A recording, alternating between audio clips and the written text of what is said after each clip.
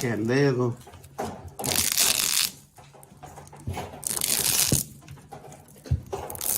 Salió la cubierta completa. Ahí cómo quedó eso.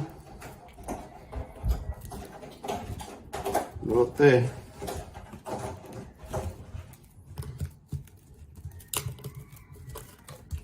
Va almacenando este cobre. Vamos a hacerlo de nuevo.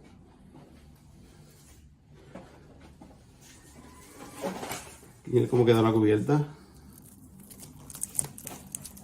O sea que estas herramientas les facilitan muchísimas horas de trabajo. Ahora vamos a intentarlo con un cable más pequeño como el número 10.